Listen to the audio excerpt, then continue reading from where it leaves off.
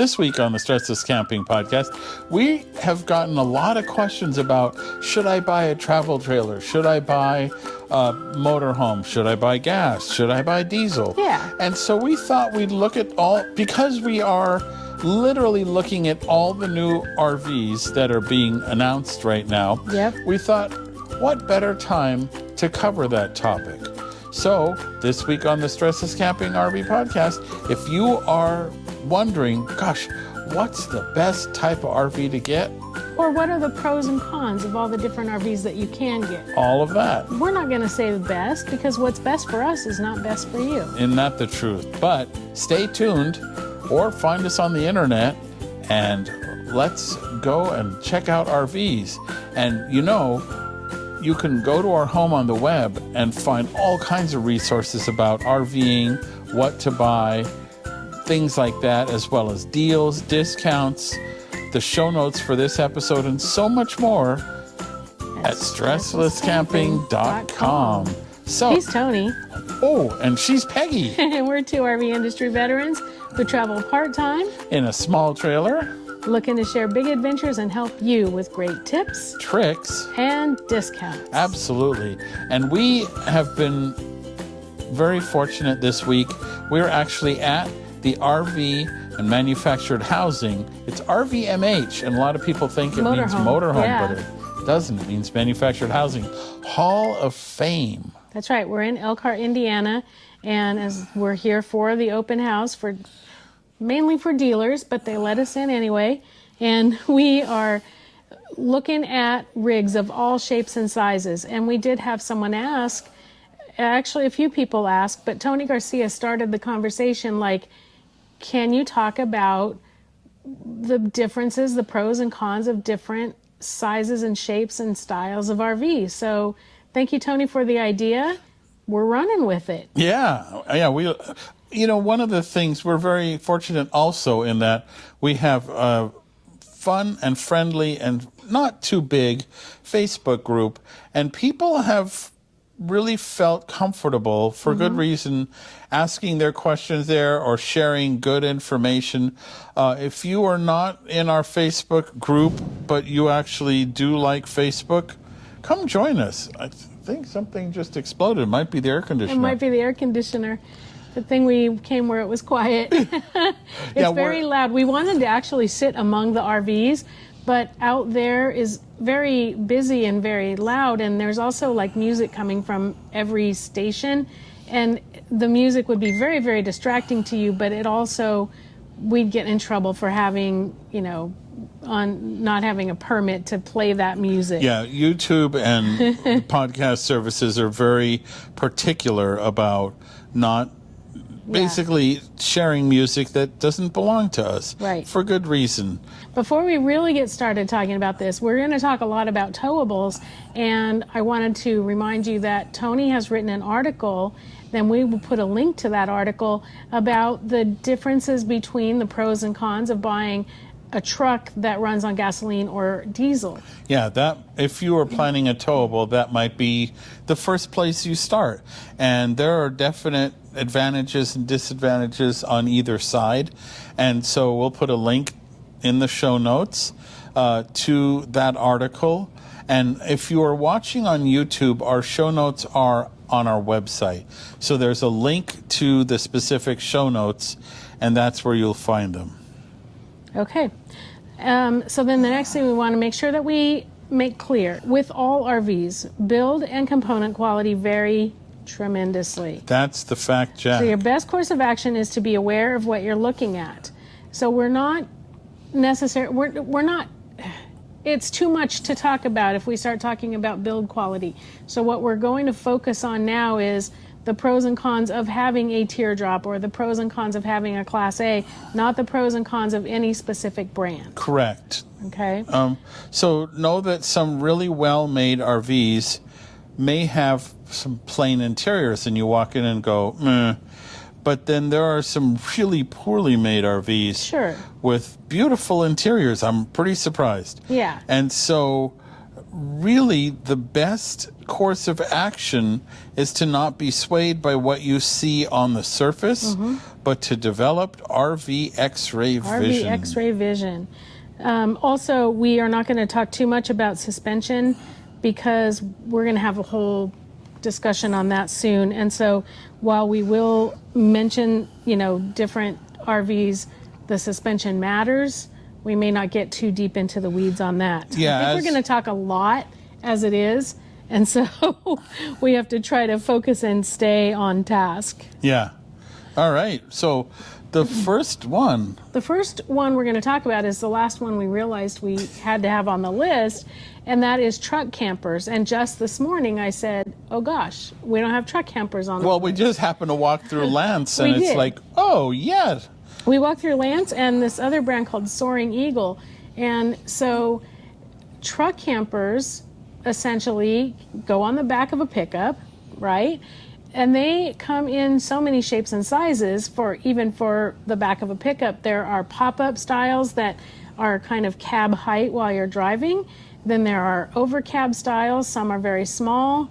There's the one that fits inside the tailgate of the Jeep Gladiator. Yeah. And then there's the Lance that we saw this morning that it was so big and it had a side entry with steps in like a motorhome or like any other camper, and then a slide out on the driver's side with theater seating in it.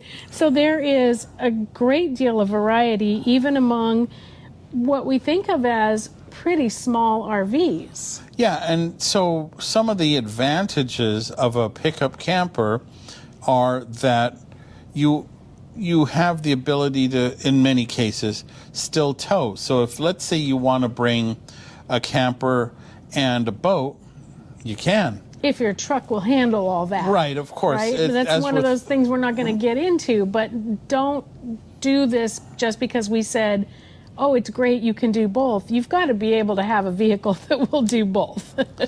Yeah, another thing is that unlike any other type of motorized RV, you don't really need a tow vehicle, right? You don't need a towed vehicle because you can leave the pickup camper behind and now you have your pickup truck. Sure. So that's an advantage. You can get pickup trucks with great four-wheel drive systems. So if you are an off-road camper, you may find that the best off-road camper is a pickup with a pickup camper on it. Right. So and I mean, even if you have your pickup camper and you have a campsite and you want to go out for the day, you can just leave, like with a Class C or something, Class B, you can just leave.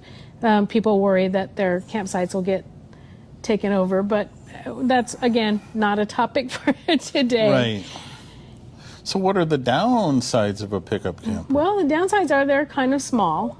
They're pretty, for a great deal of them are not going to have bathrooms. Now, there are pickup campers. We've seen a Lance pickup camper that Janine had. Oh, yeah. Right? That had a bathroom in it, probably a wet bath, if I recall right.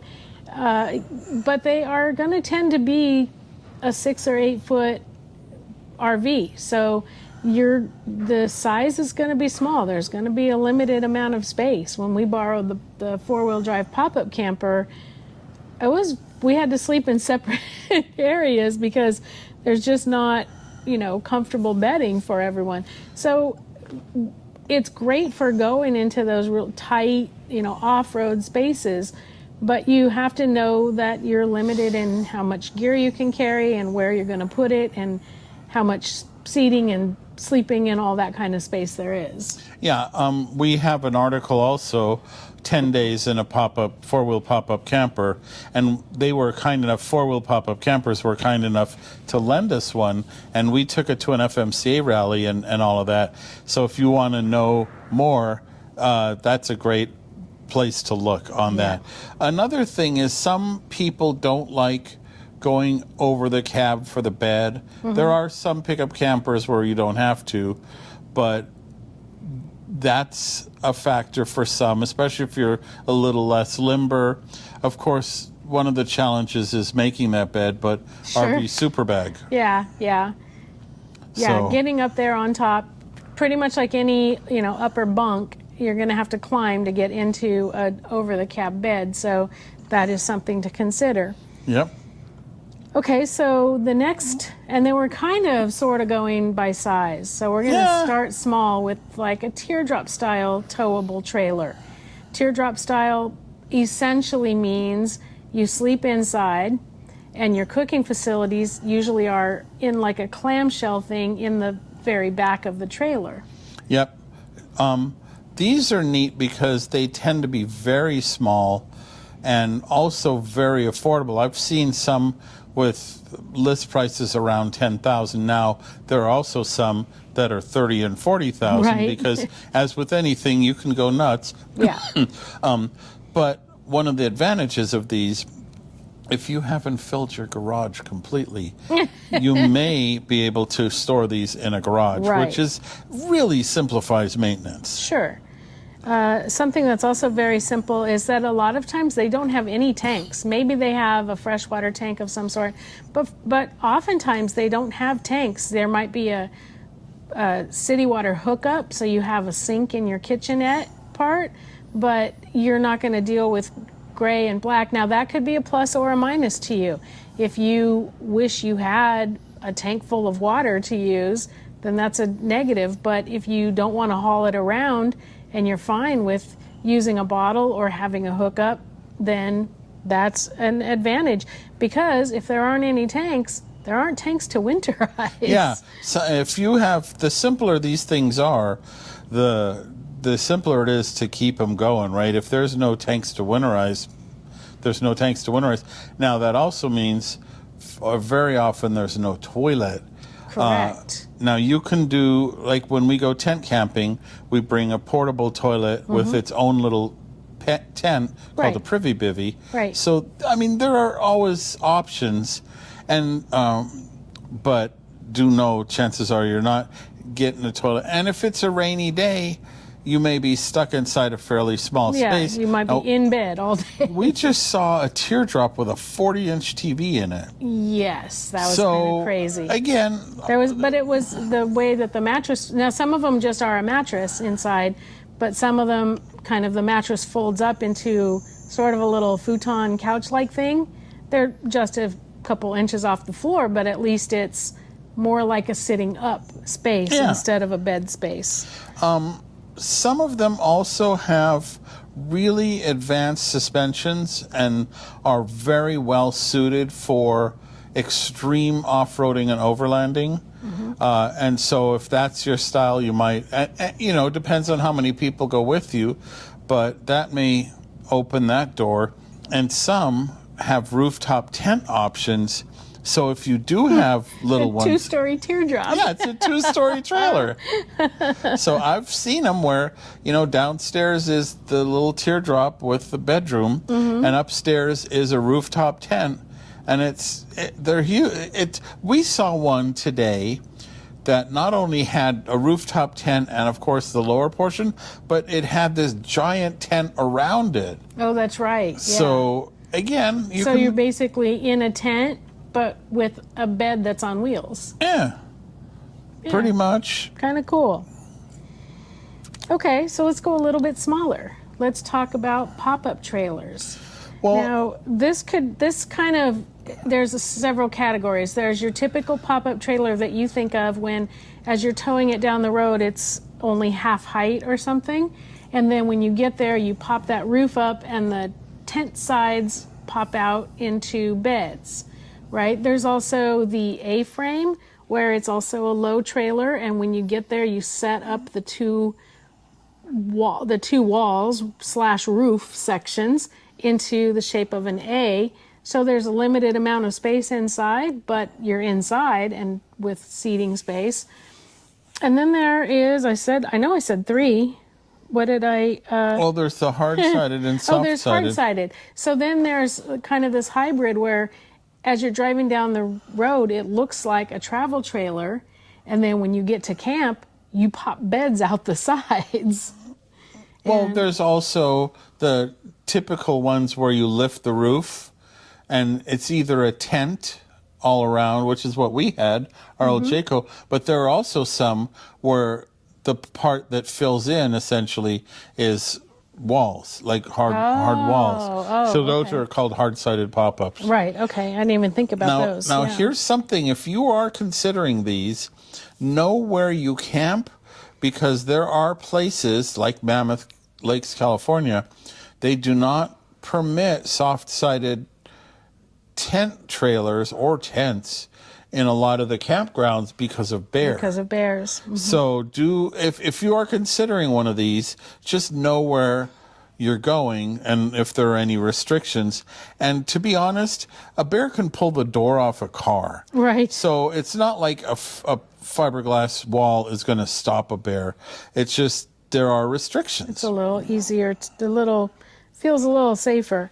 Also know that, every one of these, you're going to be lifting the roof up. Now, some of them have mechanisms where you can do that with your pinky, but some of them is more manual, and you're going to have to crank or lift or do something like that is going to be a little bit of labor intensive. And by the time it gets tall, if you're a short person, you might have a hard time getting that roof up to the level where it's supposed to be. So this is just something to know. Yes, they're small, they're lightweight, they're easy to tow, they fit in a garage, but they could be more labor intensive, and they tend to be, no. I was going to say they tend to be smaller. That's not necessarily true. Yeah, we saw an enormous one here. But there's a pop-up called Off the Ground, OTG. oh, wow, yeah. And the one we've seen them where they're like a pop-up that you're thinking of with beds sticking out the sides, but they also make one that's just straight up. So it's like a cube. 12 feet long, and the top just goes straight up, so it's still 12 feet long with no extra bed. And inside is literally a little dinette and a bed and a table. And no water. No appliances. No nothing. No No tanks, furnace, no air conditioner. no propane, no. But another advantage of teardrops, of pop-ups, is that they tend not to be taller than your tow vehicle. So one of the things people don't realize, they go, oh, this trailer is lighter, it won't affect my fuel mileage that much. That's not necessarily true, because of the over about 45, 50 miles an hour, really the terrible aerodynamics of RVs are what affects it, not so much the weight. Right. So these pop-up tent trailers, they do not necessarily make the aerodynamics much worse. Right. And you mentioned they're garageable. They're garageable, and because for the most part they have a solid top, you might get things like vent fans, or I always forget what they're called, solar domes, skylights, or they might have a little bit of ability to hold some cargo on top. They might have the ability to hold solar panels on top. So because they have that solid top for the roof, there is still some amount of carrying capacity up on that roof. Yeah, it depends on the rig, and always good to know what you got. Mm-hmm. Also, one last thing, some of them have power top mechanisms. So they're really easy to set up. Some of them, you just maybe have to unlatch a latch and then push a button, and the whole thing is up, and it doesn't take that physical strength or the height, of your body or anything. So there are, and it runs the gamut. So again, just know what you're looking for and know what you're capable of, and what you're trying to be capable of long term, and go from there. Make your decision. All right, here it is. Probably the biggest category, and about 94% of RV sales, right, is travel trailers. And you can go everywhere from really basic economy, build and style, to really super luxury, right? And so there's like such a variety here that it'll be a little bit hard to talk about, but what are the things we really need to know? For one thing, what you need to know is remember to check the build quality, right? Know what you're getting into. If you're looking for a very economical trailer that you don't care so much about some of those things, but if you're going to be traveling a lot over rough roads, then you maybe want things that are a little bit more suited to that kind of travel. Yep. Well, and with any towable, know that whatever vehicle you're towing with carries approximately 10 to 15% of the weight of the trailer. Mm-hmm. And this is where a lot of, when people say, oh, my truck is rated to pull so much weight, well, how much is it rated to carry? And then what about passengers, firewood, bikes, whatever you bring with you? All of that takes away from the cargo carrying of your tow vehicle.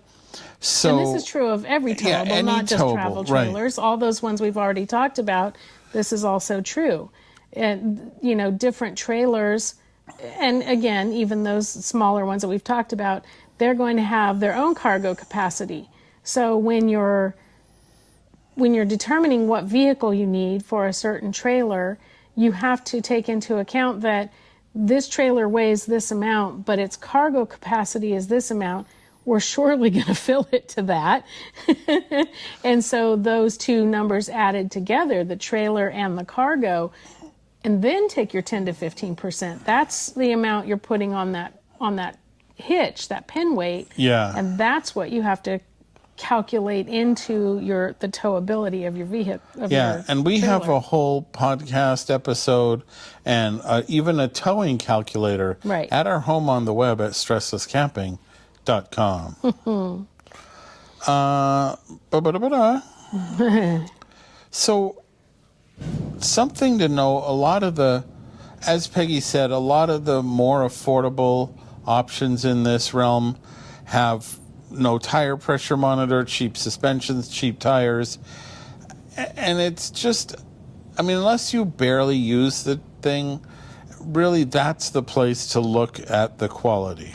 Now, if you have, say, a seasonal site, and you're going to tow it 20 miles to the campground at the beginning of the year and then maybe take it home at the end of the season, maybe you don't care so much about the suspension because you're not going very far for very long.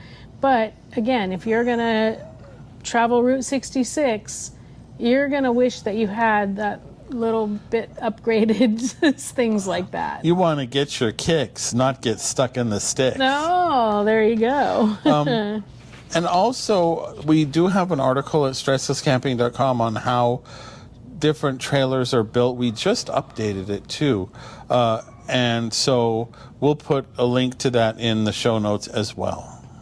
Now, one of the disadvantages that people think of for a towable, like I suddenly forgot what they're called, tow behind hitch. A travel trailer? Bumper hitch, bumper trailer, as opposed to a fifth wheel that we'll talk about in a minute. But the hitching process itself can intimidate people. There are various levels, of course. It's not necessarily hard. Sometimes it can be a little complicated depending on your distribution and your sway control method. It might, some of them are a little bit physically more challenging. I know that. And so that is something also to be aware of. Know what you're going to have to be able to do to get yourself hooked up and unhooked from your tow vehicle. And for those of you who might say, oh, the hitches are cumbersome and they're heavy, know that there are some hitches that are pretty doggone easy to hook up. Sure. We have a video about our B&W Continuum, and there's no fiddly parts to leave behind and all that. Right. Now, the hitch itself is kind of heavy. Yeah. We don't take it out as often as some people do. Some people, when they get to camp, they take the hitch off and leave it in camp. And we have a tendency to just leave it on the truck because it is kind of heavy, but we have a method of sharing the work and getting that hitch off when we need to.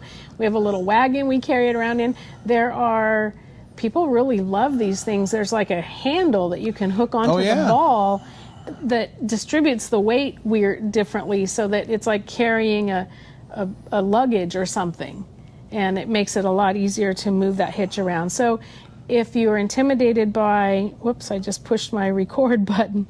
If you're intimidated by the hitch itself, practice. Maybe when you're tent camping somewhere and you see somebody hitching up, just kind of tell them what you're doing so you don't look creepy, but and also don't interrupt them, because then they are going to get confused. But maybe watch different people deal with it. And maybe if you have a friend who has one, ask them if you can learn from them how it works, so that you can decide if that's something you want to deal with. Yeah, it's but the thing that's interesting about travel trailers is that if you can think or imagine it, there's probably someone who builds it for you. Every time I think I've seen it all, every floor plan that could possibly be a floor plan. We saw some new stuff that was like, you know how in the cartoon the eyes like when the guy sees something and it's like, man, that was me when I saw some of what I saw. And of course we will share that with you. But there was some auga new stuff that we saw here that was just like, wow, that's so cool. Okay, so that is travel trailers. Again, all sorts, all lengths, all heights. No, well, not all heights, all lengths, all weights, all luxuries. I mean, we've seen everything from basically a phone booth to a house. Right. In fact, we saw a house. And this thing was so cool. Right, and it has a tow hitch on it. It has a tongue on it to tow. I'm not sure I'd be towing it across the country, but it is more mobile than a mobile home, but I would say less mobile than your typical travel trailer. Yeah, I wouldn't want to be toting I think that's the kind of thing you put on your property and leave there so that you can go visit it every weekend or something.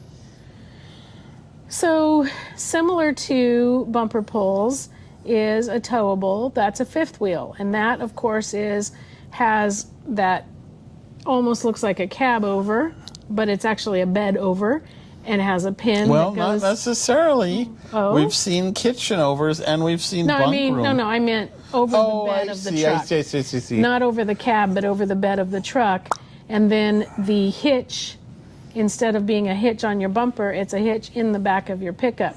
Now, one of the disadvantages to that, of course, is there goes the bed of your pickup. Yeah, it's you full lose of that.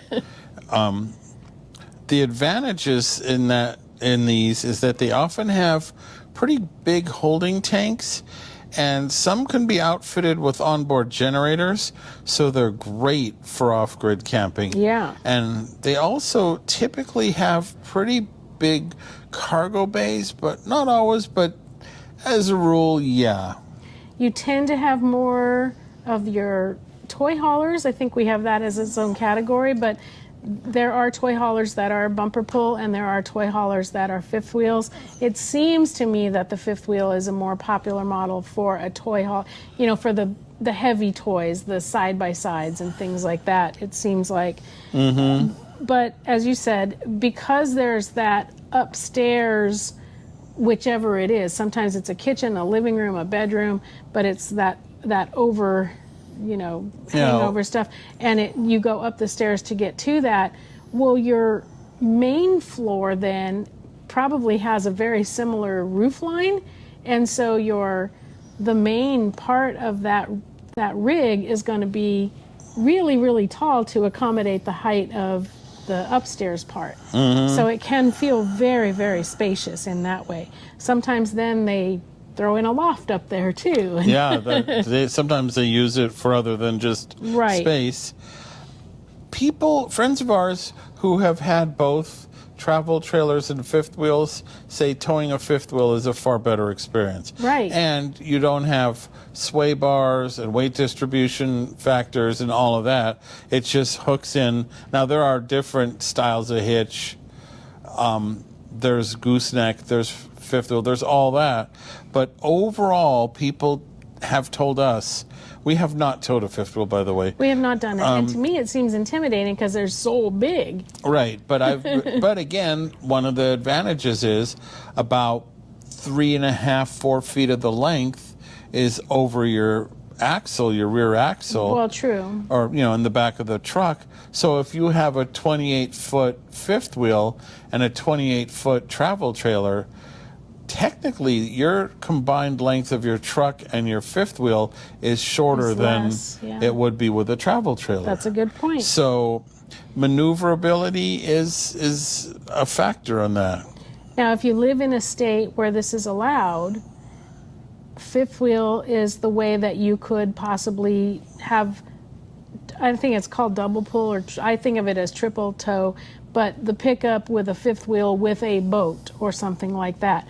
That's not allowed in all states, and I believe where it is allowed, it's only allowed behind a fifth wheel, not behind a bumper pull. Yeah, I'm not aware of any travel where you can double tow with a travel trailer. So if you need to go camping and you need to have your boat or your trailered vehicle or something, and you're in the right state, you're going to need to look at a fifth wheel to do that. If you can back a fifth wheel with something towed behind it into a spot, you are the champion of towing. That would be something to see. I bet you somebody can do it. I'm sure someone can. So just like with travel trailers, you're going to get different qualities. You're going to get different suspensions. You're going to have, different pin styles, hitch styles. And so these are things to really pay attention to. If you're not going very far very often, you might not care.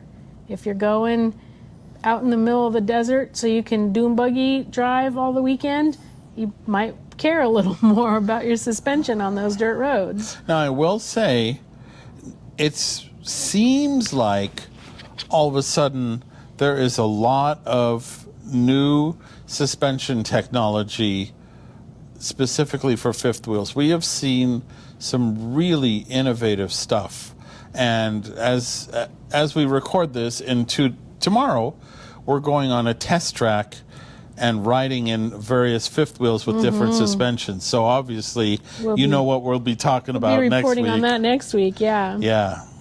So I mentioned toy haulers. Toy haulers can come in either a travel trailer or fifth wheel design. A toy hauler, essentially, the back wall is going to flop down, turn into a ramp for you to drive your toy into your rig, tie it down, and then you don't have to triple tow because you've got your toys inside your trailer. Now, what are some disadvantages? Well, if your toy is a gas-powered side-by-side, you've got that gas-powered engine inside where you're going to camp. And so it can get the smells and stuff. Most of those are required to have, or all of them are required to have, a vent system so that smell vents out while the vehicle's inside the toy hauler. But to varying degrees. There are also some toy hauler style things that are really not designed for a vehicle, but more for some bicycles or a kayak or something, smaller amount of toy. And those are kind of cool. And they don't necessarily, you don't necessarily have to have a toy. It gives you kind of a big open space that you can do whatever you want with. Yeah. I know a lot of people have toy haulers so that they have what's known as the garage, and especially in the bigger rigs, it's actually a separate kind of room, but sometimes it's the whole trailer. But if it's a separate garage, sometimes people set up their craft room, their woodworking shop or their sewing room or whatever, and they craft on the road. Yeah. And some of these, fifth wheels, toy haulers are like any RV. There are extremes. We've seen a big, like that Jayco Seismic 4113, had ramps not only on the back but on the side, had its own gas station with 2 gas tanks. It had, you can go to these extremes in these, sure, and that works. And some of these can sleep they take the garage and make it so that there's a bed that lifts up and down, and then a second bed that comes out of folding the couches. Some of these things can sleep like 10 people. Yeah. So, and they have washers and dryers. So you can go nuts with these. One of the things, a lot of toy haulers have really big holding tanks. Yeah. So if that's something that's important, that's a plus. And because a lot of toy haulers have taller ceilings in most cases, if you're a taller person, that might be the way to go. Even if you don't have toys. Yeah, because... Just so you don't feel claustrophobic in a low Well, like imagine, ceiling. you know, even now we were with Tony and Tina from TNT RVing. Hi, Tony and Tina. And Tina couldn't stand up in the shower of one of the trailers. That's true, yeah. So, I mean, these these toy haulers with these tall ceilings, and that problem goes right away. You could be a basketball player and be okay in these things. So the ones that don't have a separate garage, where it's kind of a shorter unit, and so you drive right into what's going to be your living space while you're then they're not going to have carpet. I mean, most RVs don't anymore, but they're going to have a very washable floor, right? They're going to probably have pretty stark walls because they've got brackets in them to hold everything down. So you're going to tend to have a little bit more industrial feel to those. They're not going to feel soft and warm like a lot of RVs do. Tend to be a little more austere. Yeah. Okay, so that is all of the towables that we could think of. You know, at midnight tonight we're going to be like, we missed a whole segment. Let's talk about some motorized. And essentially, there's going to be 3, although there's kind of 5, 6 motorized. And we're going to go from the small, quote unquote, which is like a van conversion or a Class B. We'll talk about Class C, which is more like a van front with a motorhome back, and a Class A, which is a full-on motorhome. Now, we've also got the B+, which Super C, kind of in between a B and a C. We've got a Super C that's a little more like an A, and in the Class A, you've got diesel pusher and gasser, right? So we've still got a lot of different options in drivables. You know what a Super C is? It's when you go to a Spanish-speaking country and someone doesn't just agree with you. It is a Super C. Oh, boy. All right. So the Class B is a van, right? From the outside, it looks like a van. It might look like kind of a large van, and then it's got an RV inside. So a lot of times twin beds, maybe no bath, maybe a wet bath. I don't know that I've ever seen a dry bath in a van because there just isn't a lot of space, right? And by dry bath, of course, we mean the shower is in the bathroom, not the shower is the bathroom. Yeah. That's a wet bath. The shower is the bathroom. Yeah, where a wet bath is think you could sit on the toilet and take a shower at the same time without damaging the RV. Now, an advantage of the Class B van is it goes everywhere. Everywhere that you can drive a van, you can drive a van. And so if this is, especially if you're maybe a solo person and you don't need a lot of space, this is a great option. You can get in the parking lot at the grocery store. You can take one parking space. You can probably get in a lot of parking garages. You can, be really discreet and not very noticeable because you don't have slide outs that are popping out that people are like, oh, someone must be sleeping in there. Yeah, by the way, no Class Bs that I've ever seen has a slide slide out, yeah.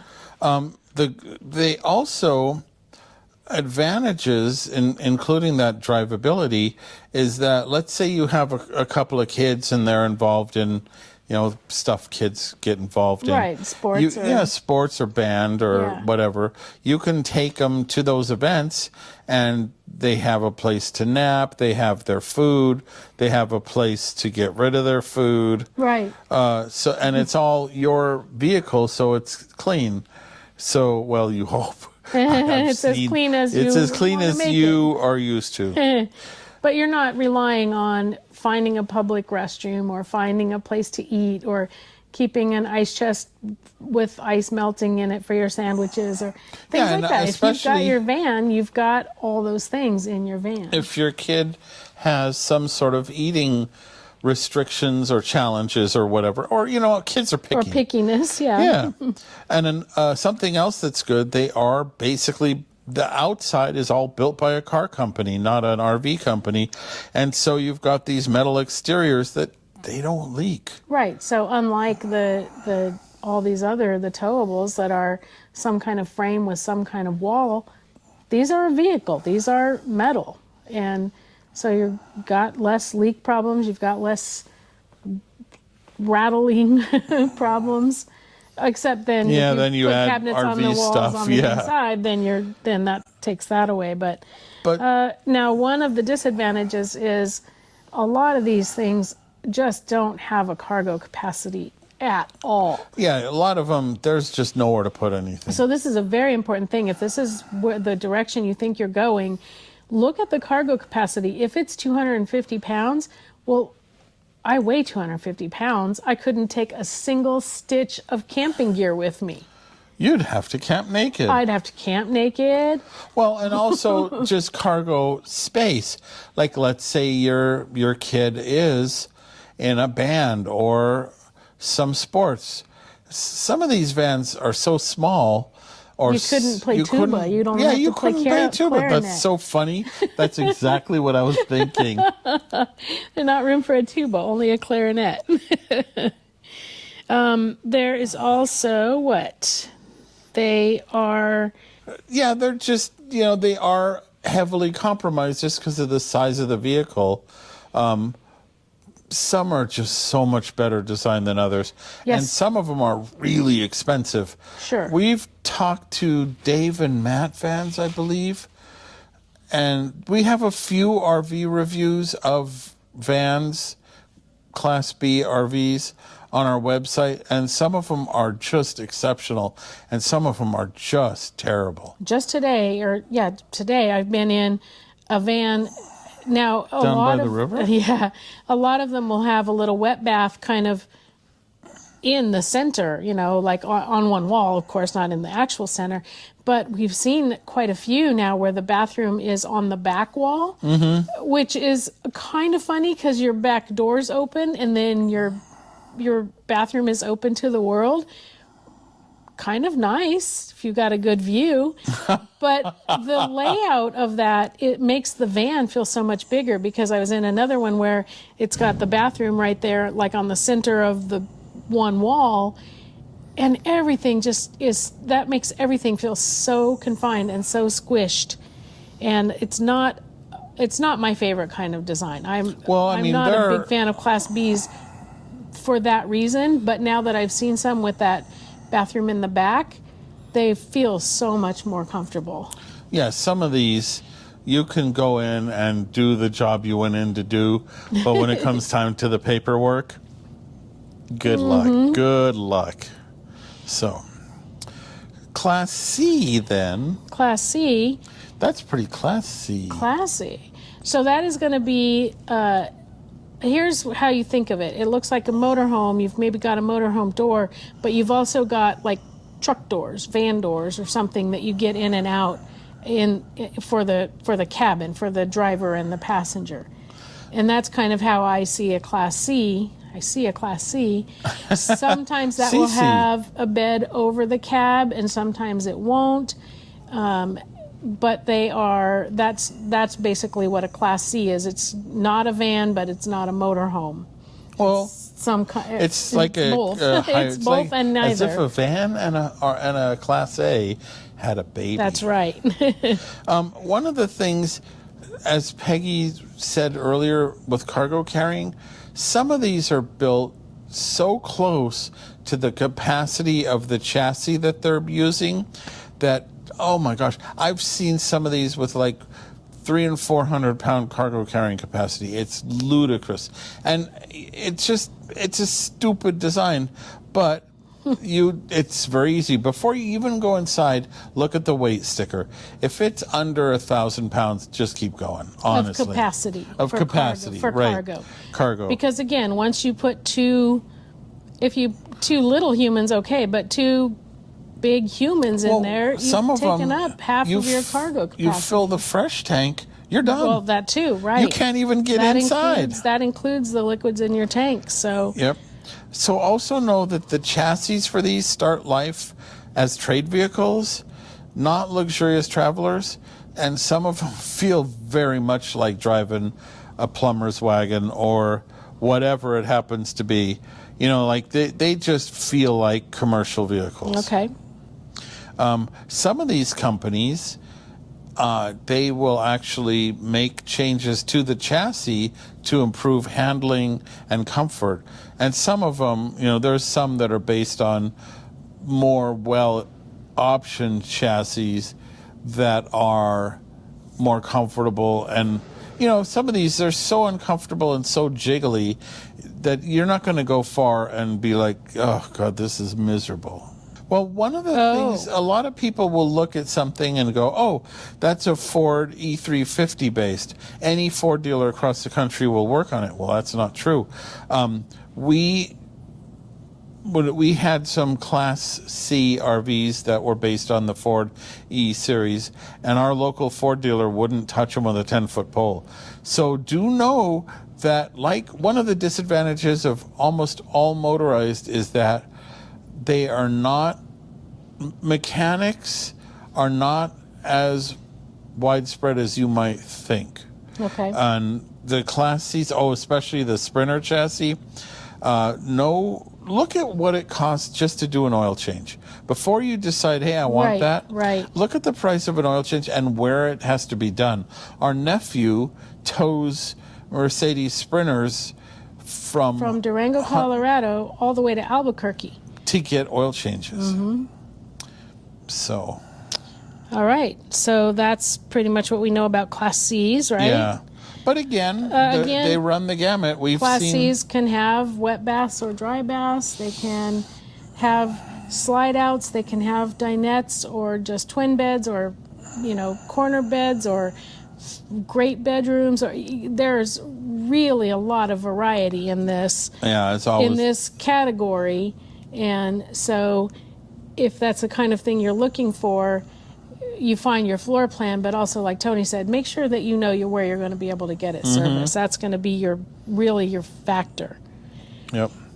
All right, Class A's. Class A's. They come kind of in two flavors. Yeah, so those are your big motorhomes that are intended to be motorhomes, right? They're buses, and they're either going to run on gas or they're going to run on diesel. Now, we saw one today. That is a prototype. That's an electric Class A. But anyway, that will become an option eventually. I got to drive it. I hadn't really thought about this, but I asked Tony, how am I going to know the difference? A gas Class A is going to tend to have the engine up front, like every other car in the world. But what that means is then they usually call it a doghouse. You've got your passenger and your driver, and in between there's a big hump that's the engine underneath that hump. And you know when you drive that? Hump day! Every day is hump day if you have a Class A gasser. And so now when I was in high school and my mom owned a 1967 Winnebago, the doghouse was like even better than shotgun. Like someone called shotgun, but then someone else called the doghouse, and then everybody else had to sit way in the back in the dinette. Wow. So that I don't know that they're really comfortable to sit on now. I think they're very round and they're probably plastic.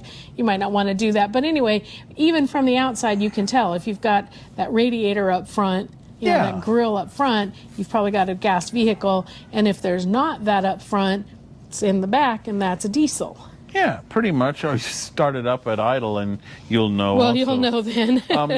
But that's also, you know, the advantage is the gasoline engine is cheaper, the chassis is cheaper, so the whole RV is less expensive to buy. It's a far more affordable way of getting into the Class A. But the disadvantage is there's an engine between you and the passenger. You hear it, and it does generate heat. Sure, it's going to be hot and So, noisy. yeah, it's not as quiet.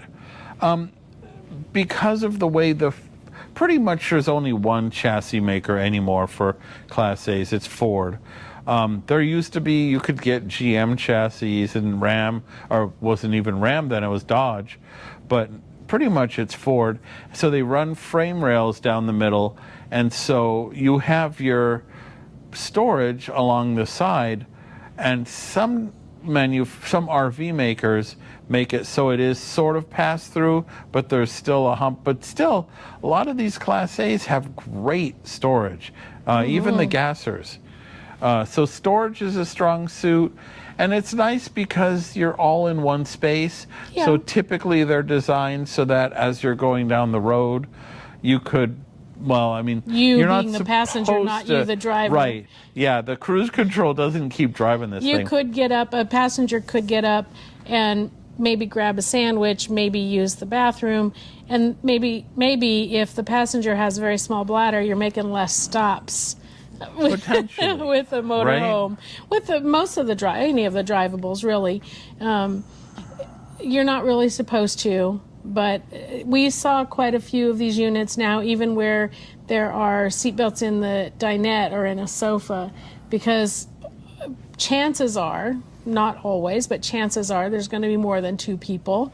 You know, if you're in a big motorhome. Although, really, it seems like a lot of these big motorhomes are still very much for two people. Yeah. They have a sofa, and I mean everything is enormous on its own, but it sleeps two people in a king size bed in the back. So they're not necessarily family vehicles, but they can be.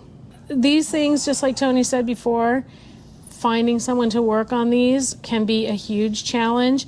And so here is one of the we said we're not going to tell you what's best, because what's best for you is not what's best for us.